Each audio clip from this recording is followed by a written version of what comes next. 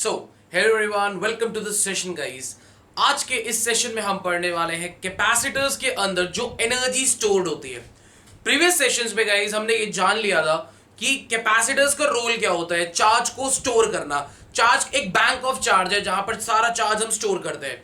Equivalent capacitance, बहुत सारे types, हमने बहुत सारे टाइप्स के इक्विवेलेंट कैपेसिटेंस को सॉल्व किया था। हमने बहुत सारे जंक्शंस, नोडल कंसेप्ट, किरचॉफ का लॉ, सारी चीजों को पढ़ा था। एंड गाइस आज के सेशन में हम कैपेसिटेंस एंड डाइलेक्ट्रिक्स पे एंट्री मारेंगे। यानी डाइलेक्ट्रिक्स क्या होता है, अगर हम एक डाइलेक्ट्रिक का इंट्रोडक्शन करते हैं तो हमारी कैपेसिटेंस पे क्या फर्क पड़ता है, ये सारी चीजें हम आज के सेशन में सीखने वाले हैं। So guys without wasting time अपने कॉपी पेन निकाल लो, लेट्स स्टार्ट दिस लेक्चर।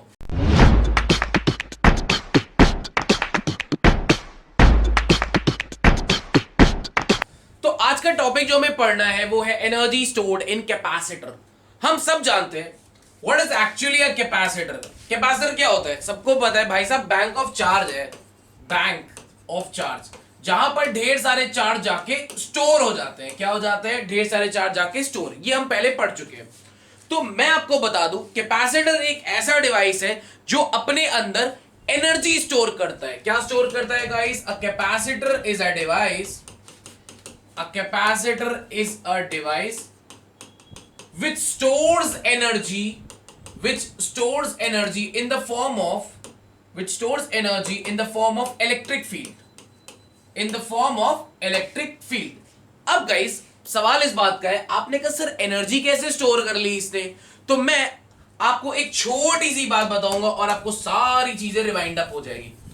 अगर आपको याद हो, हम लोगों ने पहले फर्स्ट सेशंस में इलेक्ट्रिक फील्ड में हमने पढ़ा था कि पोटेंशियल होता है work done per unit charge, right? किसी भी बॉडी पे अगर हम वर्क करते हैं, क्या करते हैं? वर्क, तो उसमें एनर्जी बन के स्टोर हो जाता है। याद करिए हम लोग ने फर्स्ट सेशन में पढ़ा था जहां पर ढेर सारे चार्जेस को हम इन्फिनिटी से लाते थे। याद करो, इन्फिनिटी से लाते थे किसी पॉइंट पर। उस अरे गाइस आप लोग भूल कैसे गए, मैं आपको बताता हूं। सपोज करो यहां पर एक क्यू चार्ज रखा होता था, तो r डिस्टेंस दूरी पर अगर अपने को कोई चार्ज को लाना होता था तो अपन को वर्क करना पड़ता था, क्योंकि इस पॉइंट का होता था पोटेंशियल। तो जो हमें काम करना पड़ता था वो इस सिस्टम की एनर्जी बन जाती थी। आप लोगों को याद होगा हम लोगों ने पढ़ा था potential difference is equal to work done per unit charge. यानी कि हमें वर्क कितना करना पड़ता था? v1 minus v2 into Q. ये करना पड़ता था वर्क, और यही स्टोर हो जाती थी एनर्जी। यानी जितना हम वर्क करते हैं उतनी एनर्जी स्टोर हो जाती है। अब आपके मन में एक सवाल है, सर हमें वर्क कहां किया हमने? हम आपको दिखाते हैं। गाइस कैपेसिटर्स क्या होता है? प्लस एंड माइनस, एक मैं और एक तू। कौन कहता है प्लस एंड माइनस? सपोज करो एक प्लेट पे प्लस चार्ज, प्लस क्यू की अरेंजमेंट, एक पे माइनस क्यू की अरेंजमेंट, राइट? दोनों आपस में प्लस एंड माइनस के अरेंजमेंट, दो प्लेट जिन पे अपोजिट चार्जेस हो एक साथ रखी हो, उन्हीं को हम क्या बोलते हैं गाइस? कैपेसिटर्स। इनकी टेंडेंसी क्या होती है? एनर्जी को स्टोर करना, चार्ज को स्टोर करना, राइट? अब सवाल इस बात का है आपके मन में, सर एनर्जी कैसे स्टोर होगी? ठीक है गाइस, अब एक बात बताओ, अगर मैं एक चार्ज को यहां से स्मॉल चार्ज dq को अगर मैं इस प्लेट से इस प्लेट पे ट्रांसफर करना चाहूंगा, अगर स्मॉल चार्ज dq को इस प्लेट से इस प्लेट पे ट्रांसफर करना चाहूंगा, क्या ये अलाउ करेगा क्या गाइस? आप लोगों को पता है ना। प्लस अगर मैं वहां से किसी चार्ज को लाना चाहूंगा, किसी पॉजिटिव चार्ज को, तो क्या ये पॉजिटिव चार्ज आने देगा? बिल्कुल नहीं आने देगा, रिपेल करेगा। तभी आने देगा जब उसके पास पोटेंशियल होगा। क्या होगा? पोटेंशियल। और उस पोटेंशियल के लिए गाइस हमें वर्क करना पड़ेगा, हमें इसकी मदद करनी पड़ेगी। एक्चुअली में मदद करती है बैटरी। कौन करती है? बैटरी इस पे वर्क करती है। बैटरी क्या करती है गाइस? इस चार्ज पे वर्क करती है ताकि इस प्लेट से ये इस प्लेट पे आ सके। तो सपोज करते हैं गाइस अपने को स्मॉल dq चार्ज को इस प्लेट से इस प्लेट पर ट्रांसफर करवाना है। ये तो भाई साहब आने नहीं देगा, तो अपन लोगों को इसकी मदद करनी पड़ेगी। क्या करनी पड़ेगी गाइस? मदद। इन दोनों प्लेट्स के बीच में जो पोटेंशियल डिफरेंस है बच्चों, एक पे पॉजिटिव एक पे नेगेटिव, ऑब्वियसली बात है, देयर इज अ पोटेंशियल का डिफरेंस। उसको हम लोग मान लेते हैं Q बाय C, ठीक है? पोटेंशियल को हम लोग, पोटेंशियल का फॉर्मूला Q बाय C, ठीक है? चलो, तो हमने सपोज कर लिया dq चार्ज को इस प्लेट से इस प्लेट में ले जाने में जो वर्क डन करना पड़ेगा वो स्मॉल dq है ना? Small work dw has to be done on transferring a charge, भाई साहब, on transferring dq dash charge from one plate to another, from इसको 1 इसको 2, फ्रॉम प्लेट 2 टू 1, राइट। 2 से 1 में हमें ये वर्क करना पड़ेगा, ठीक है। तो अब ये वर्क का फॉर्मूला क्या होता है, हमने पढ़ा ना बच्चों, potential is equal to work done per unit charge, तो work done is equal to V Q. ये फॉर्मूला हमने पढ़ रखा है पहले। तो स्मॉल वर्क डन का फॉर्मूला क्या होगा, dw is equal to vdq। ये हमने पहले ही पढ़ रखा है। dw small work done, small का मतलब d का मतलब small, dw is equal to vdq, right. v यानी कि बच्चों अपना पोटेंशियल। अभी आप लोगों को पता है पोटेंशियल गाइस, अच्छा यहां पर हमने डैश लगाया है, तो मैं क्लियरली बता दूं कि मैं सबके ऊपर डैश लगा दे रहा हूं ताकि आप लोगों को कोई भी कंफ्यूजन ना हो, राइट। v डैश को हम लोग q dash by c replace कर सकते हैं, तो यहां से dw हमारा आ गया q dash by c dq dash. Guys small से लार्ज जा रहा है तो स्मॉल मिलाते जाओ, लार्ज बनाते जाओ, यानी कि इंटीग्रेट करना है। वी हैव टू इंटीग्रेट, क्या करना है, इंटीग्रेट। तो basically integrating both sides, integrating both sides. तो जब हमने दोनों साइड्स को इंटीग्रेट किया तो अपने को पूरा पूरा बड़ा वर्क डन मिल जाएगा। 1/c कांस्टेंट बच्चों बाहर निकाला, q डैश dq। जैसे बच्चों x dx, जैसे मैंने बोला x को इंटीग्रेट करते हैं अगर हम x dx, तो वो क्या आता है, x की पावर 2/2, पावर में एक ऐड, उसी से डिवाइड। सिमिलरली ये क्या हो जाएगा, q डैश का square by 2c। I hope guys ये आपको क्लियर है। कहां से कहां तक इंटीग्रेट करना है गाइस, सपोज कर लो हमें 0 से लेके पूरा कैपिटल चार्ज Q ट्रांसफर करना है। पहले तो हमने स्मॉल q चार्ज लिया था, तो 0 से लेके पूरा चार्ज Q, तो एक बार अपर लिमिट एक बार लोअर लिमिट, तो गाइस एक बार ये हो गया q square upon 2c minus 0 square upon 2c, यहां से आया q square upon 2c।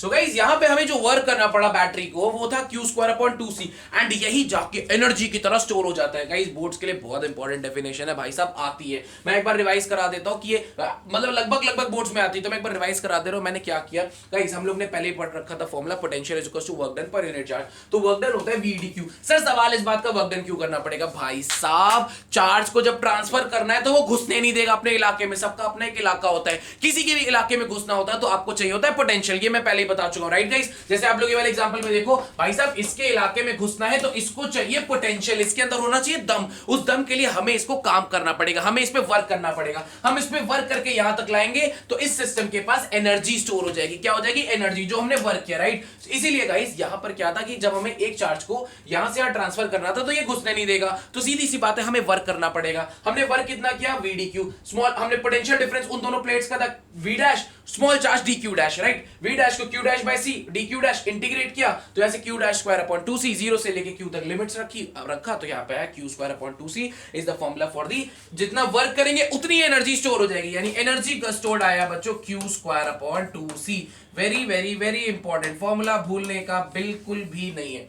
q square upon 2c is the very important formula guys, अपन को याद रखना है, ठीक। सिमिलरली हम q को cv से भी रिप्लेस कर सकते हैं, q को cv, तो यही फॉर्मूला बन जाएगा cv का होल स्क्वायर अपॉन 2c, यानी c square v square upon 2c, c से c कटा, यानी हाफ cv स्क्वायर भी फॉर्मूला बन गया। यानी ये भी फॉर्मूला है, ये भी फॉर्मूला है। अब आप कहोगे सर कब कौन सा लगाना है गाइस, ऑब्वियस सी बात है, जब अपने को चार्ज पता होगा ये लगाएंगे, जब अपने को पोटेंशियल पता होगा वो लगाएंगे, यानी फॉर्मूला दोनों वही है। जैसे मैंने बोला ये अपना q स्क्वायर अपॉन 2c है और ये अपना हाफ cv स्क्वायर है। सिमिलरली इसको एक और तरीके से भी लिख सकते हैं बच्चों, q is equal to cv होता है ना, तो यहां से cv को हमने q लिख दिया, तो जैसे अभी हमारा था फॉर्मूला हाफ cv स्क्वायर, यहां से cv इंटू v बाई 2 कर दिया, cv को हम लोग q लिख सकते हैं तो इसको qv बाई 2 भी लिख सकते हैं। यानी कि मैंने क्या किया, cv को, इसको cv स्क्वायर को cv इंटू v किया, cv अपना q हो गया तो q इंटू v बाई 2। यानी अपने 3 फॉर्मूले बच्चों मेन इंपॉर्टेंट है एनर्जी स्टोर के, मैं आपको बता दूं, राइट। 3 फॉर्मूले बहुत ज्यादा इंपॉर्टेंट है।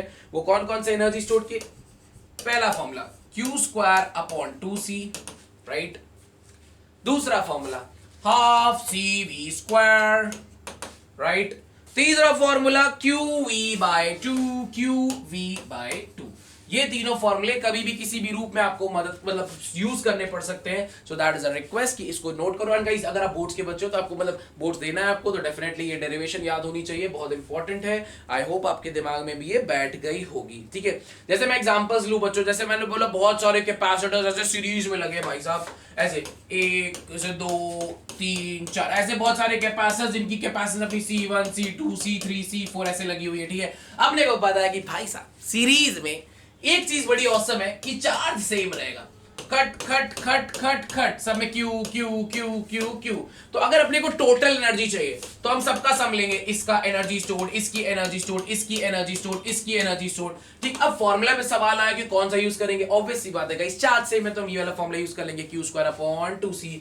तो गाइस फॉर्मूला क्या बनेगा, क्यू स्क्वायर अपॉन 2 इसके capacitance C1, Q square upon 2 इसकी capacitance C2, Q square upon 2 इसकी capacitance C3 dot dot dot. जहां से हम अपना क्यू स्क्वायर अपॉन 2 कॉमन ले लिया तो 1 अपॉन C1। रटना नहीं है गाइस, रटना नहीं है, फुल टू फील बाजी, कुछ भी किसी को रटना नहीं है, बस यहां पर सीरीज कॉम्बिनेशन था तो अपन ने फॉर्मूला यूज किया क्यू स्क्वायर अपॉन 2c। अब ये बहुत ज्यादा कॉमन सेंस की बात है गाइस कि अगर ये पैरेलल में लगे होंगे तो अपन को हाफ CV स्क्वायर यूज करना होगा, क्योंकि सीरीज में चार्ज सेम रहता है तो हमने क्यू की मदद ले ली, और पैरेलल में पोटेंशियल सेम रहता है तो हम पोटेंशियल की मदद लेंगे। जैसे मैं आपको दिखाऊंगा, जैसे मैंने बोला ये ऐसे ढेर सारे ऐसे कैपेसिटर्स लगे हैं, ठीक है, इस ढेर सारे cut cut cut C1 C2 C3 C4। अपने को पता है कि अगर ये पैरेलल है तो इनके अक्रॉस पोटेंशियल डिफरेंस क्या रहेगा, same. So energy stored U1 plus U2 plus U3 plus U4। Stress कौन सा फॉर्मूला यूज करें, हाफ CV स्क्वायर। तो यहां से हो गया half CV square, half CV square, half CV square, half CV square. आप देख सकते हो गाइस V कॉमन आ गया, उसके accordingly C1 plus C2 plus C3 plus C4, यानी कि अपने को C इक्विवेलेंट इजीली कैलकुलेट कर लेना है। Guys I hope the things are clear to you, उसको प्रॉपर्ली नोट करो, अच्छे से सारी चीजों को लिखो, डेरिवेशंस पे जरूर ध्यान देना, और ये फॉर्मूला अब आपके साथ हमेशा रहेगा तो इसको तहे दिल से, जैसे पड़ोसियों के नाम याद रखते हो इसको भी नाम याद रखना है ना, ठीक है, भूलना नहीं, Q square upon 2c, half CV square and QV/2। These are the 3 formulas जो आपको हमेशा दिल से याद रखने हैं, बड़े इंपॉर्टेंट है, ठीक है। आज की सेशन में गाइस हम लोग आगे कंटिन्यू करेंगे तो एनर्जी लॉस वगैरह सब कवर अप कर लेंगे, तो धैर्य एंड बनाए रखिए, प्रॉपरली चीजों को नोट करें, ये नहीं कि बस ये कैजुअली काम चल रहा है, नहीं, प्रॉपरली चीजों को नोट करना एक तहजीब होती है, ठीक है। अच्छे से करोगे तो आपको भी कॉन्फिडेंस फील होगा, ठीक है। अगला है बच्चों आपका energy density of an electric field, ठीक है। अगला आर्टिकल है एनर्जी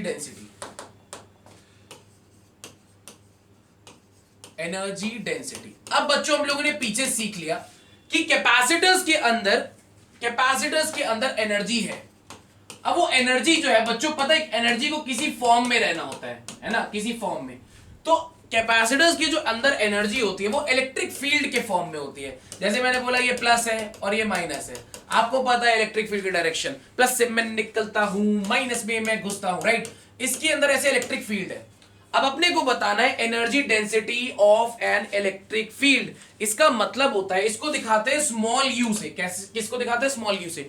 ये होता है energy stored per unit volume, यानी एक वॉल्यूम में कितना एनर्जी स्टोर्ड होगा वही होती है एनर्जी डेंसिटी। एक आध नंबर में बच्चों बोर्ड्स वगैरह में पूछ लेता है कि एनर्जी डेंसिटी डिफाइन कर दो भैया, और आप बैठे हो, राइट, सोच रहे हो स्ट्रेस क्या चल रहा है। तो गाइस यहाँ पे एनर्जी डेंसिटी को स्मॉल यू से दिखाना है, वो होता क्या है, energy stored per unit volume.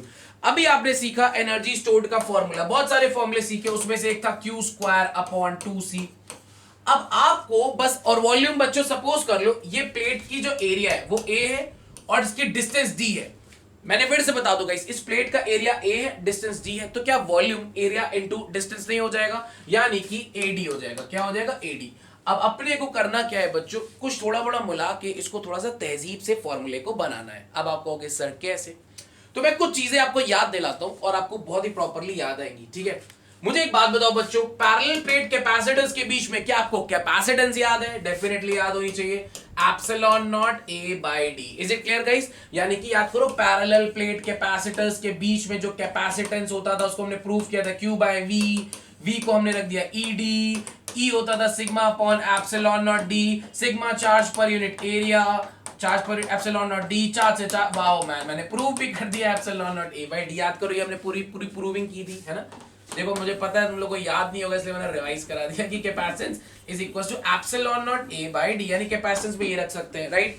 Electric field बच्चों, इलेक्ट्रिक फील्ड पे क्या रख सकते हैं, पैरेलल प्लेट्स के बीच में, अगर आपको याद हो, मैं अच्छे से याद ही दिला देता हूं आपको, अगर पैरेलल प्लेट्स ऐसे एक तरफ प्लस एक तरफ माइनस, तो एक की वजह से इलेक्ट्रिक फील्ड अवे, माइनस की वजह से टुवर्ड्स, इसकी वजह से, एक प्लेट की वजह से, याद करो गाइस, सिंगल शीट की वजह से sigma upon 2 epsilon not, sigma upon 2 epsilon not, जो नेट आता था इलेक्ट्रिक फील्ड, वो दोनों का सम, क्योंकि एक ही डायरेक्शन में, sigma upon 2 epsilon not plus sigma upon 2 epsilon not, यानी कि sigma upon epsilon not. This is the value of the electric field existing between the two plates of the parallel plates capacitor के बीच में जो exist कर रहा है, sigma upon epsilon not. ये हो गई अपनी इलेक्ट्रिक फील्ड, राइट गाइस। तो यहां से हम लोग सिग्मा को E एप्सिलॉन नॉट भी लिख सकते हैं, ऑब्वियस ही बात है। E is equal to sigma upon epsilon naught, so sigma को हम लोग E एप्सिलॉन नॉट भी लिख सकते हैं, राइट।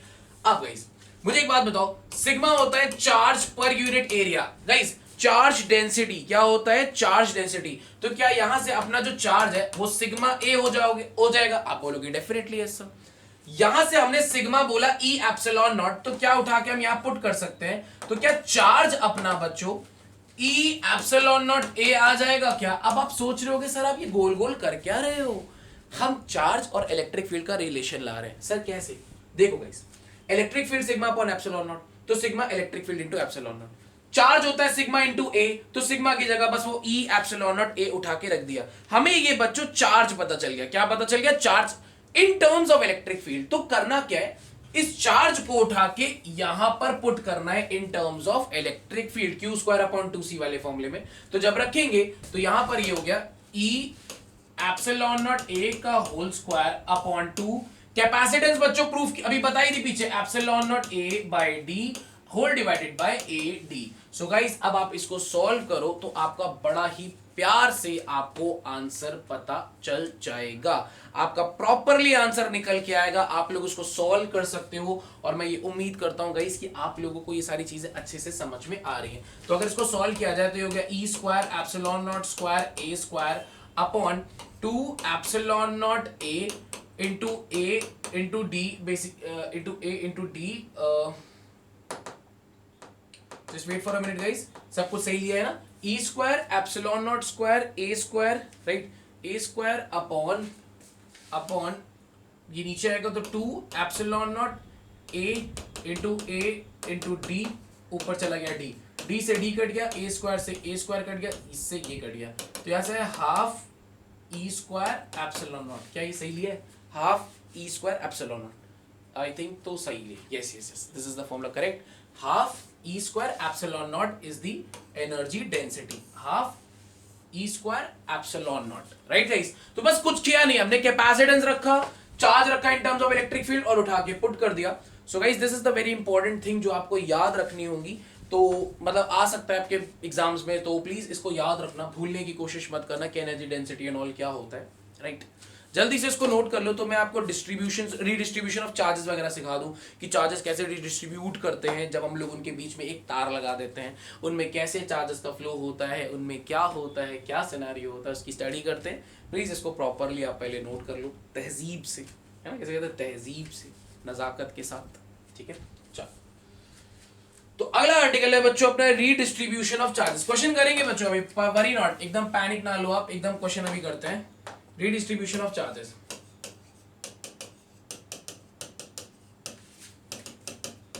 redistribution of charges। अब ये क्या सिनेरियो है, ध्यान से सुनना बच्चों, देखना, ठीक है?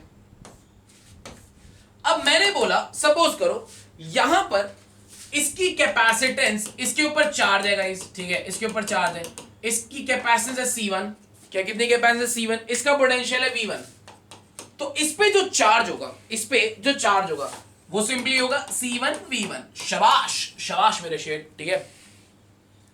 इस सबकी अपनी अपनी क्षमता होती है भाई साहब। इसकी कैपेसिटेंस है C2, इसका पोटेंशियल है V2, तो इस पे जो चार्ज होगा वो हो जाएगा C2 V2। आप बोलोगे हाँ जी साहब बिल्कुल सही बात है। अगर मैं इसकी बात करूं तो C1 V1, उसकी बात करूं तो C2 V2। अगर मैं दो लोगों के बीच में एक तार जोड़ दूं, यार दो लोगों के बीच में गाइस अगर एक रिश्ता हो जाता है तो जिसके पास कमी है और जिसके पास ज्यादा है उनके बीच में एक फ्लो होने लगता है, ज्यादा वाले से कम वाले की तरफ में एक फ्लो होने लगता है। क्या होने लगता है? फ्लो। जैसे आपका टीचर और आप खुद एक स्टूडेंट, टीचर से आपकी तरफ नॉलेज का फ्लो हो रहा है, राइट? तो बेसिकली हायर पोटेंशियल से लोअर पोटेंशियल की तरफ फ्लो होने लगता है। तो मैं करने क्या वाला हूं, इनको मैं एक तार से जोड़ने वाला हूं। चलो भाई साहब जोड़ देते हैं, देखते हैं क्या होता है, ठीक है? तुम लोग मत जुड़ जाना, राइट? सुनना ध्यान से। मैंने बोला यहाँ पर मैंने इसको इसके साथ ऐसे घुंघराले बाल वाली तार से इसको ऐसे जोड़ दिया, ठीक है। इस तार को ज्यादा ध्यान मत देना, ठीक है, इग्नोर इट मैन, राइट। इसकी कैपेसिटेंस C1, भाई जितना तार से जोड़ लो किसी को, अपनी टेंडेंसी नहीं बदलती, ठीक है, अपनी औकात नहीं बदलती। कैपेसिटेंस पहले भी C1 था, बाद में भी C1 है, पहले भी C2 था, बाद में भी C2 है। चेंज हो जाएगा तो हो जाएगा पोटेंशियल, क्योंकि ज्यादा से कम वाले की तरफ चार्ज का तारों के थ्रू फ्लो होगा और उसके बाद एक टाइम पे इनका पोटेंशियल सेम हो जाएगा, क्योंकि जब दो लोगों के बीच में एक तार आ जाती है सिंपल सी, तो उनका पोटेंशियल क्या हो जाता है गाइस, सेम। यानी अब इनके बीच में एक कॉमन पोटेंशियल एग्जिस्ट करेगा। पहले इनके पोटेंशियल अलग अलग थे, बट अब इनके बीच में एक कॉमन पोटेंशियल आएगा। पोटेंशियल का सर वो कैसे निकालेंगे गाइस, फॉर्मूला तो वही है, potential is equal to Q by C। तो यानी जितना टोटल अपना चार्ज है, यहां पर जितना टोटल चार्ज था,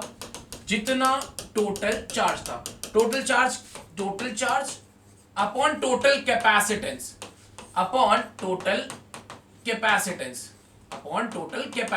ठीक है। अब मैंने बोला इस पे चार्ज सपोज कर लो Q1 था, इस पे Q2 था, तो जो टोटल चार्ज था बच्चों वो कितना था, Q1 प्लस Q2, कितना था, Q1 प्लस Q2। कैपेसिटेंस की बात करेगा इस, तो इसका कैपेसिटेंस C1 था, इसका कैपेसिटेंस C2, तो वो हो गया C1 प्लस C2। तो कॉमन पोटेंशियल निकालने का तरीका है total charge upon total capacitance. अब बच्चों पहले ही हम Q1 को C1V1 और Q2 को C2V2 बोल चुके हैं, तो रिप्लेस कर देते हैं। तो यहां से आ गया C1V1 plus C2V2 upon C1 plus C2। This is the formula for the common potential, जो इन फ्यूचर कभी जरूरत पड़े तो आपको यूज करना पड़ेगा। बहुत ज्यादा जरूरी है, बहुत ज्यादा, ठीक है।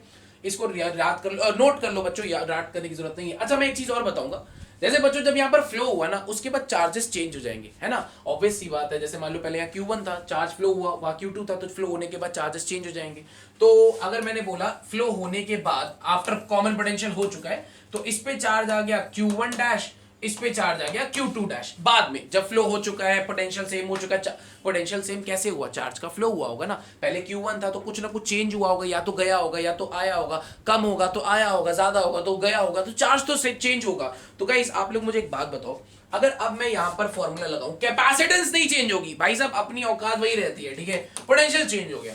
अब मैं अगर यहां फॉर्मूला लगाऊं तो Q1 dash is equal to C1 into V, मैं यहां पर फॉर्मूला लगाऊं Q2 dash is equal to C2 into V। अगर मैं दोनों का रेशियो ले लूं, क्या ले लूं, रेशियो, तो Q1 dash upon Q2 dash is equal to C1V upon C2V, यानी कि इनके कैपेसिटेंस के रेशियो के बराबर। तो ये रिलेशन कभी कभी आगे आपके बहुत काम आ जाता है कि चार्जेस का जो रेशियो होता है बच्चों, आफ्टर जब पोटेंशियल सेम हो जाता है उसके बाद जब चार्जेस का जो रेशियो होता है वो उनके कैपेसिटेंस के रेशियो के बराबर होता है। तो गाइस ये रिलेशन फ्यूचर में आपको कभी जरूरत ना पड़े, इसलिए मैंने बता दिया। फिलहाल कॉमन पोटेंशियल कैसे निकालना है, आई होप गाइस आपको समझ में ये बात अच्छे से आई है, ठीक है।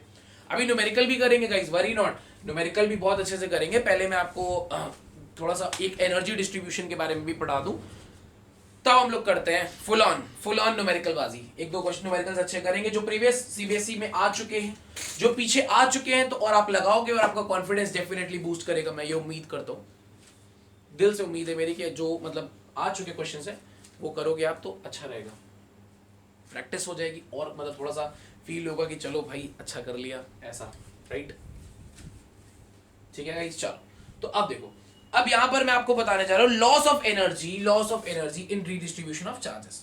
आर्टिकल है थोड़ा सा अलग गाइस, लॉस ऑफ एनर्जी। अब गाइस यार इन रीडिस्ट्रीब्यूशन ऑफ चार्जेस, आपको पता है कि कोई भी चीज होगी तो विदाउट एनर्जी के लॉस या गेन के तो नहीं होगी, है ना, कुछ तो चेंजेस एनर्जी में आएंगे। It can neither be created nor be destroyed but can be transferred. भाई चेंज होगी, चेंज तो आएगा, ठीक है। मैंने बोला गाइस, आप यार मैंने क्या बोला, आप ये देखो, आपको पता है कि पहले यहाँ पर सिंपल सी बात करो, इसकी कैपेसिटेंस C1, इसकी कैपेसिटेंस C, इसका पोटेंशियल V1, इसका पोटेंशियल V2। अगर मैं इसकी एनर्जी की बात करूं स्टार्टिंग में, एनर्जी स्टोर्ड, तो अभी आज ही के सेशन में हमने फॉर्मूला पढ़ा कि सर इसकी जो एनर्जी है वो हाफ CV1 का स्क्वायर, इसकी जो एनर्जी है हाफ C2V2 का स्क्वायर। तो जो टोटल एनर्जी अपने पास इनिशियली थी, क्या इन दोनों का सम थी, हमारे पास ये भी था, हमारे पास ये भी था, दोनों को जोड़ दिया, मतलब हमारे पास जो टोटल एनर्जी अवेलेबल थी इनिशियल, वो इतनी थी, क्या थी, हाफ C1V1 का स्क्वायर प्लस हाफ C2V2 का स्क्वायर। इसकी भी एनर्जी हमारे पास थी, इसकी भी एनर्जी हमारे पास थी, तो दोनों का सम था अपन के पास इनिशियल एनर्जी का, right. Few moments later guys, few moments later हमने क्या किया था, हमने इनके बीच में एक तार लगा दी थी। क्या लगा दी थी? एक तार। जिससे फर्क क्या पड़ा था, कैपेसिटेंस में कोई फर्क नहीं पड़ा भाई, हमारी टेंडेंसी में कोई फर्क नहीं पड़ने वाला। ये बात अलग है कि पोटेंशियल सेम हो गया था। क्या सेम हो गया था गाइस? क्या सेम हो गया था? पोटेंशियल। अब पोटेंशियल सेम होने से एनर्जी देखते हैं बाद में, आफ्टर डिस्ट्रीब्यूशन एनर्जी क्या होगी। फाइनली एनर्जी की अगर हम लोग बात करें तो एनर्जी का फॉर्मूला क्या बनेगा इसके लिए, हाफ C1V का स्क्वायर प्लस हाफ C2V का स्क्वायर। यहां से आप देख सकते हो पोटेंशियल अपना कॉमन हो रखा है, यहां से हाफ V स्क्वायर कॉमन लिया तो आया C1 plus C2। So guys, और कॉमन पोटेंशियल का फॉर्मूला अभी पीछे हम लोगों ने पढ़ा था, क्या था, C1V1 plus C2V2 upon C1 plus C2, common potential का फॉर्मूला। तो एनर्जी का जो लॉस हुआ, चार्जेस जब फ्लो हुए तो एनर्जी का लॉस हुआ होगा हीट के फॉर्म में, आपको पता है चार्ज फ्लो कर रहे हैं, कुछ ना कुछ हीट एनर्जी निकली होगी, लॉस तो हुआ होगा। तो एनर्जी का जो लॉस हुआ, एनर्जी का लॉस, ये डिस्ट्रीब्यूशन के चक्कर में, वो कैसे निकालेंगे, इनिशियल एनर्जी को फाइनल एनर्जी से हम लोग क्या कर देंगे गाइस, माइनस कर देंगे। अब जो इनिशियल एनर्जी थी वो कितनी थी, आपको पता है, हाफ C1V1 का स्क्वायर प्लस हाफ C2V2 का स्क्वायर। फाइनल एनर्जी कितनी थी, आपको पता है, half V square C1 plus C2। और आपको अगर क्वेश्चन में सारा डेटा गिवन होगा तो आप इजीली वैल्यूज को रख के निकाल सकते हो। C1 दिया होगा, V1 दिया होगा। कॉमन पोटेंशियल बच्चों कैसे निकालना है, ये V कॉमन पोटेंशियल है। कॉमन पोटेंशियल का फॉर्मूला पीछे बताया था ना आप लोग को, C1V1 plus C2V2 upon C1 plus C2। तो यूज पढ़ने पर आपको रटना कुछ नहीं है गाइस, अगर आप फुल फील करोगे तो चीजों को रटना तो बिल्कुल भी नहीं है, तो आप चीजों को एनालाइज करके भी कर सकते हो बहुत इजीली। आप लोग इसको नोट करो, मैं आपको एक न्यूमेरिकल कराता हूं तो शायद आपको थोड़ा सा एक आइडिया मिले कि किस टाइप के क्वेश्चन आते हैं, आपको ये पता चलेगा कि कैसे किस तरह टाइप के क्वेश्चन आपको अप्रोच करनी है, कैसे क्वेश्चन आपको बनाने हैं। ठीक है, मैं बताता हूं, आप लोग इसको पहले अच्छे से नोट करिए। मैं आपको बताता हूं what are the type of questions जो पूछे जाते हैं।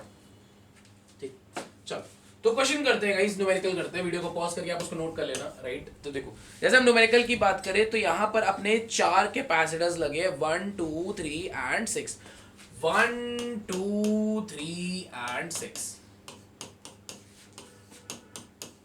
ध्यान से सुनना बच्चों, 1 2 3 एंड 6 अपने ऐसे 4 कैपेसिटर्स लगे हैं।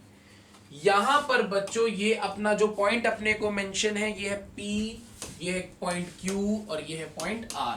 अब क्वेश्चन का जो डेटा है वो ये कहता है, एनर्जी स्टोर्ड इन C4 यानी कि 6 microfarad is 27 joule. Energy stored in 6 microfarad is 27 joule. ये अपने को क्वेश्चन में मेंशन है, right. Calculate the total energy of the system, calculate the total energy of the system. भाई साहब टोटल एनर्जी निकाल ली, यानी एक कैपेसिटर्स पे कितनी एनर्जी है अपने को पूरा निकाल के ऐड करके सारे सिनेरियोस को देखना है, एक कैपेसिटर्स पे कितना है। अब गाइस डेटा हमें गिवन है कि अपने को इसमें कितनी एनर्जी स्टोर है, किसमें, इसमें कितनी एनर्जी स्टोर्ड है, बड़े मजे में दे रखा है जिसको मैंने ग्रीन कलर से कर दिया, उसमें कितनी एनर्जी स्टोर्ड है। तो हमने कहा सर एनर्जी स्टोर्ड का फॉर्मूला तो हाफ CV स्क्वायर होता था ना पाजी, energy stored half CV square. अगर मैं ये पहला कैपेसिटर, ये दूसरा, ये तीसरा और ये चौथा, मैं चौथे कैपेसिटर की बात कर रहा हूं, अपने को एनर्जी दी हुई है 27 जूल, है ना, 27। अगर मैंने ऐसा किया तो होगा क्या गाइस, कैपेसिटेंस अपने को दिए 6 माइक्रोफेरेड, फेरेड में कन्वर्ट करने के लिए 10 टू द पावर -6 से मल्टीप्लाई इनटू V स्क्वायर। अब इससे फायदा क्या हुआ गाइस, अपने को पोटेंशियल मिल जाएगा। क्या मिल जाएगा, पोटेंशियल। ये देखो, ये 3 से कट गया, ये 9 से कट गया। गाइस यस और no, are you all getting my point और नॉट? किससे कट गया, 9 से कट गया। सिंपली 10 टू द पावर -6 उधर जाएगा तो 10 टू द पावर +6 हो जाएगा। तो यहां से मैं अच्छे से राइटिंग से, ये ऐसे पूरा 9 से कट गया तो ये उधर जाएगा, तो V square is equal to 9, 10 to the -6 उधर जाएगा तो 10 टू द पावर 6। तो अपना जो पोटेंशियल आया बच्चों वो इसका क्यूब रूट स्क्वायर रूट ले लेंगे, तो क्या ये 3 इंटू 10 टू द पावर 3 आएगा? बोलो कमेंट सेक्शन में यस और नो गाइस, क्या आप सबका यही आएगा? Come on everyone, just tell me, क्या सबका यही आने वाला है everyone? Come on guys, just confirm it, just confirm it, come on everyone, right. चलो, या आप चाहो, अच्छा या आप चाहो वी स्क्वायर में भी रख सकते हो वैल्यू। इसका रीजन क्या है, क्योंकि आगे वी स्क्वायर की वैल्यू आएंगी तो आपको स्क्वायर रूट लेने की जरूरत है, वी स्क्वायर में रख सकते हो। इससे हुआ क्या बच्चों, अगर अपने को वी स्क्वायर पता चल गया तो क्या अपन इसके अक्रॉस एनर्जी निकाल सकते हैं? क्या अपन इसके अक्रॉस निकाल सकते हैं? सर कैसे? इसके अक्रॉस एनर्जी निकालने के लिए फॉर्मूला यूज करना था हाफ सी वी स्क्वायर। सी तो पता था, पैरेलल में जो इसके अक्रॉस वोल्टेज होगा वही इसके अक्रॉस होगा, वही इसके अक्रॉस होगा। इसके अक्रॉस का वोल्टेज निकाल लिया तो जो इसके अक्रॉस वोल्टेज है सेम, इसके अक्रॉस वोल्टेज सेम, यानी वी स्क्वायर बच्चों अपने को यहां पर पुट करना है, कैपेसिटेंस यहां पर पुट करना है, इसमें एनर्जी आ गई। कैपेसिटेंस पर जैसे मैं कर देता हूं, जैसे मैंने energy stored in capacitor number 2, energy in capacitor number 2, जिसको मैंने 2 मेंशन किया, कैपेसिटर नंबर 2। आप देख सकते हो कैपेसिटर नंबर 2 की जो कैपेसिटेंस है वो 2 माइक्रोफैरेड है। कितनी है? 2 माइक्रोफैरेड। फॉर्मूला क्या लगाया? हाफ सी वी स्क्वायर, यानी हाफ 2 माइक्रोफैरेड यानी 2 into 10 to the power minus 6, V square की value 9 into 10 to the power 6। तो बच्चों यहां से ये कट गया, 2 से 2 कट गया, तो बच्चों क्या 9 जूल आएगा? Just tell me in the comment section, just tell me. ठीक है, अब मैंने बोला हाँ एनर्जी इन कैपेसिटर नंबर 3। आप लोग मेरे से पहले बताओ, capacitor number 3 half C V square. तो गाइस जस्ट टेल मी, यहां पर आप देखो कितना आपका 3 है, कितना 3 माइक्रोफैरेड, तो कितना हो जाएगा? Half into 3 into 10 to the power minus 6, V square के 9 इंटू 10 टू द पावर 6। ये से ये कट गया, यहां से 3 9 27, कितना हो गया गाइस? 9 3 27, 27/2, 27/2। क्या 27/2 समथिंग में आएगा guys? Just tell me, confirm it. 27/2, yes बिल्कुल 27/2 आ रहा है, 13.5 जूल समथिंग, 13.5 जूल समथिंग। बात समझ में आई बच्चों? अब आपने कहा सर ये सब तो हमने निकाल लिया, ये तो पैरेलल वाले थे, इसकी एनर्जी स्टोर्ड कैसे निकालेंगे? सबसे बड़ा सवाल इसकी। ये तो पैरेलल में नहीं है, ये तो पैरेलल में नहीं है, अब क्या करेंगे बच्चों? क्या कोई बताना चाहेगा? क्या कोई बताना चाहेगा? बच्चों सोचो सोचो सोचो सोचो सोचो, क्या कर सकते हैं हम? ये तो सीरीज में लगा है, दिमाग लगाओ, थोड़ा बुद्धि चलाओ, वैसे तो बड़ी बुद्धि चलती है, इसमें लगाओ। अगर हम लोग एक काम कर लें, इनका सी इक्विवेलेंट निकाल लें। क्या निकाल लें? सी इक्विवेलेंट, यानी 6 3 9 2 11, कितना हो गया? 6 + 3 9 2 11, सी इक्विवेलेंट। तो गाइस क्या सीन हो जाएगा? सी इक्विवेलेंट 11, ये 1 माइक्रोफैरेड और ये 11 माइक्रोफैरेड। इस 11 माइक्रोफैरेड पे टोटल एनर्जी कितनी स्टोर होगी? टोटल एनर्जी कितनी स्टोर होगी? इन तीनों कैपेसिटर्स का सम, इन तीनों का सम। जैसे आपको पता है ना, इसमें 27 है, तो ऊपर हम लोग ने सबकी एनर्जी निकाल ली, तीनों की अलग अलग हमने कैपेसिटर्स की एनर्जी निकाल रखी है बच्चों। एक में 27 है, एक में 9 है, एक में 13.5 है, यानी कि कितना हो गया? एक में 27 है, एक में 9 है, एक में 13.5 है। तो बच्चों अगर आप इसको ऐड करते हो तो लगभग 49.5 आ रहा है। कितना आ रहा है? 49.5 जूल इस टोटल 11 माइक्रोफैरेड में ऐड है। मैंने एक बार फिर से बता दूं 11 कैसे लिखा। उन तीनों कैपेसिटर्स का इक्विवेलेंट ले लिया, उन तीनों की एनर्जी को ऐड कर दिया, तो 49.5।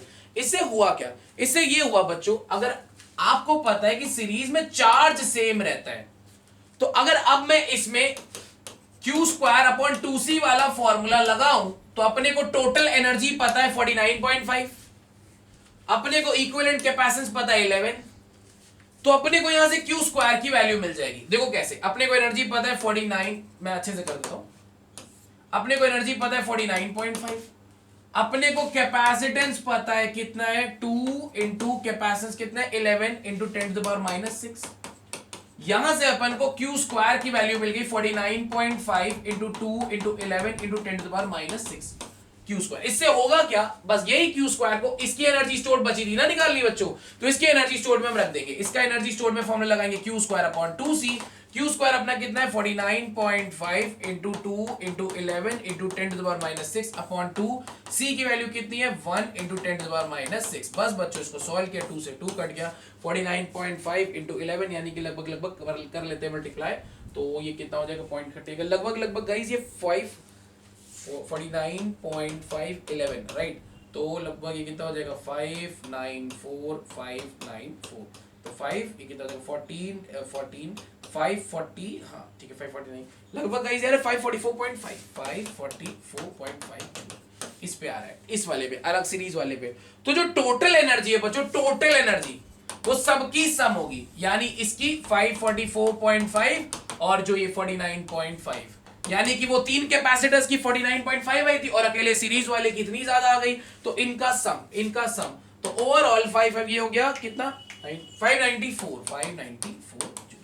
594 जूल हो गया गाइस। आई होप आप लोगों को क्वेश्चन समझ में टफ नहीं था गाइस। अगर कोई न्यूमेरिक वैल्यू में गलती की होगी तो please just check it out, अगर कोई मिस्टेक की हो तो, है ना, कोई मिस्टेक की हो तो जस्ट चेक इट आउट, ठीक, जस्ट चेक इट आउट। अगर कोई भी मिस्टेक लगी हो आपको किसी भी सेंस में तो एक बार देख लेना और वेरीफाई कर लेना, ठीक। इसी के साथ एक और अच्छा क्वेश्चन है बच्चों, उसको भी करते हैं तो थोड़ा कॉन्फिडेंस और आपका बूस्ट करेगा। एक और अच्छा न्यूमेरिकल है, लेट्स सॉल्व इट।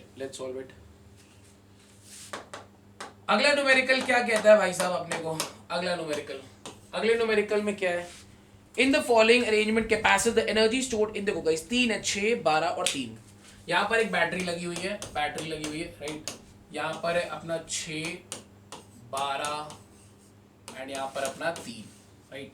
तो गाइस देखो यहाँ पर सीन क्या है, 6 माइक्रोफेरेड, 12 माइक्रोफेरेड एंड 3 माइक्रोफेरेड। अपने को क्या बोला है इस क्वेश्चन में? अपने को बोला है एनर्जी स्टोर्ड, इसमें ई है, इसमें energy stored in 6 microfarad is E. कितनी है गाइस? ई है। Okay. Find the value of energy stored in 12 microfarad. इसमें कितनी एनर्जी स्टोर्ड होगी? Find value of energy stored in 12 microfarad in terms of E के terms में बताना, इन terms of ई। तो गाइस क्या होगा, क्या लगता है? अभी हम लोगों ने सीखा, अच्छा ये करना है 3 माइक्रोफेरेड, अच्छा सब में बतानी है इसको, 3 माइक्रो इन 12 माइक्रोफेरेड, 3 माइक्रोफेरेड, मतलब सब में बतानी है। 12 माइक्रोफेरेड में भी बतानी है, 3 माइक्रोफेरेड में भी बतानी है और फिर टोटल भी बतानी है, मतलब तीनों सॉल्व करना है। अलग अलग पार्ट्स है, मैंने एक में ही लिख दिया। पहले इसमें एनर्जी बताओ, इसमें एनर्जी बताओ, फिर ओवरऑल बताओ, मतलब तीनों की अलग अलग एनर्जी बतानी, सब मतलब टोटल भी बतानी, सब कुछ बताना है अपने को, मतलब कुल मिला के, राइट। सो गाइस अभी सीखा यार, इसकी एनर्जी स्टोर्ड हम लोगों को, इसकी जिसको मैं ग्रीन कलर से करने वाला हूं, इसको हमें बोला है इसकी एनर्जी है ई। तो गाइस आपको पता है अगर हम हाफ सी वी स्क्वायर लगा देंगे तो अपने को वी स्क्वायर मिल जाएगा, और वो उस वी स्क्वायर का मदद हम इसमें ले लेंगे क्योंकि इनका पोटेंशियल सेम रहेगा। इनका पोटेंशियल क्या रहेगा? सेम। तो चलो बच्चों करते हैं। तो अगर मैंने 6 वाले के लिए किया ऐसा, तो गाइस देखो ध्यान से, 6 वाले के लिए तो यहाँ से एनर्जी जो हो जाएगा वो हो जाएगा हाफ सी वी स्क्वायर होता है, ठीक है। कितना होता है? Half C V square. इसकी जो एनर्जी दे रखा है अपने को ई दे रखा है। कैपेसिटेंस कितना है बच्चों? 6 × 10⁻⁻⁶। वी स्क्वायर की बात करें तो उसको वी स्क्वायर आने देंगे इज इक्वल टू ई। यहां से बच्चों अपने को जो वी स्क्वायर है उसकी वैल्यू मिल गई E/3 × 10⁻⁻⁶ वी स्क्वायर की। अब इस वी स्क्वायर को हम 12 वाले में यूज कर लेंगे। अब इसका अगर हमें एनर्जी निकालना है 12 वाले का, तो एनर्जी इन 12 वाले में तो कितना हो जाएगा? हाफ सी वी स्क्वायर, यानी हाफ 12 × 10⁻⁶ माइक्रोफेरेड को फेरेड में कन्वर्ट किया, और वी स्क्वायर की जगह हम रखेंगे E अपॉन गाइस क्या? 3 × 10⁻⁻⁶। जब हम ऐसा करते ये से ये कटा, यहां से 4 हो गया, ये 2 हो गया, तो गाइस एनर्जी जो आई वो आई 2E। कितनी आ गई? 2E। ये तो बड़ा सिंपल मक्खन हो गया गाइस। सवाल कहां फंसेगा ये दिल से आप भी जानते हो। जब सीरीज वाले का निकालेंगे तो करना क्या है? पहले इक्विवेलेंट निकाल लो। अगर आप इक्विवेलेंट निकाल लेते हो तो 12, 6, 18 हो जाएगा बच्चों। कितना हो जाएगा? 18। तो कैसे करेंगे?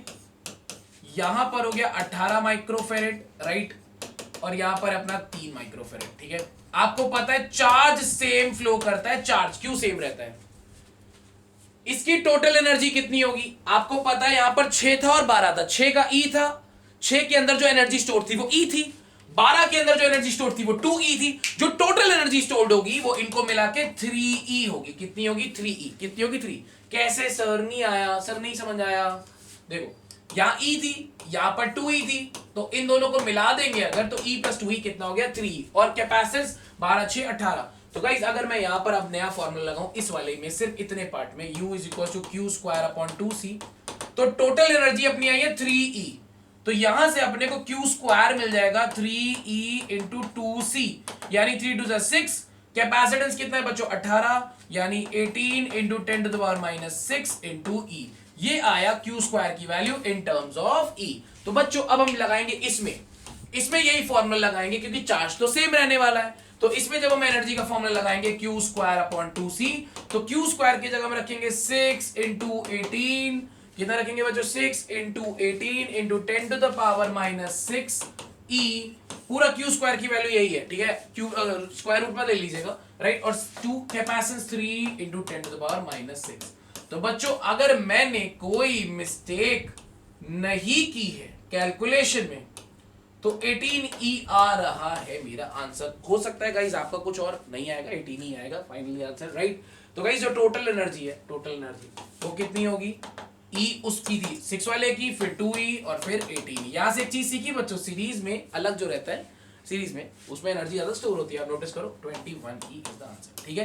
तो अपने को करना क्या है, देखो जैसे मैं आपको बता दूं अपने को करना क्या है, अपने को जैसे एनर्जी एक भी कैपेसिटर की दे रखेगा ना, तो अगर वो पैरेलल में रखा होगा तो हम पहले हाफ CV स्क्वायर लगा लेंगे, तो हाफ CV स्क्वायर से अपने को V स्क्वायर मिल जाएगा, फिर दूसरे वाले में फिर से हाफ CV स्क्वायर लगा लेंगे, उसका C तो पता होगा, V स्क्वायर ऊपर वाले से आया उठा के रखा, उसकी एनर्जी आ गई। आपने कहा ठीक है सब, पैरेलल वालों की एनर्जी ऐसे निकालनी है। सीरीज वालों के लिए क्या करना है गाइस, सीरीज वालों के लिए आपको गाइस ये करना है, सीरीज की मैं बात करूं, सीरीज वालों के लिए कि पहले जो बगल में पैरेलल में लगे उनका इक्विवेलेंट निकाल लो, सब कुछ इक्विवेलेंट निकाल लो, उनकी टोटल एनर्जी निकाल लो, उनका टोटल कैपेसिटेंस निकाल लो। उससे होगा क्या, फिर हम उसमें formula Q square upon 2c लगा देंगे, क्योंकि टोटल एनर्जी पता चल चुका है, तो क्यू स्क्वायर अपॉन 2c से c इक्विवेलेंट पता चल चुका है, तो क्यू स्क्वायर आ जाएगा, और वो क्यू स्क्वायर जो सीरीज में लगा उसमें यूज कर लेंगे, क्योंकि वो उसका formula Q square upon 2c, उसकी कैपेसिटेंस और क्यू स्क्वायर तो सेम रहेगा, क्योंकि क्यू तो सीरीज में सेम फ्लो करता है। सो आई होप गाइस इतनी सारी चीजें आपको समझ में आई। इसी के साथ आज का सेशन यही एंड होता है गाइस। आई होप चीजें बेटर थी, चीजें आई, और क्वेश्चन ट्राई करिएगा, आपके एसएल अरोरा नूतन जो भी आपके पास बुक्स अवेलेबल उससे लगाइएगा,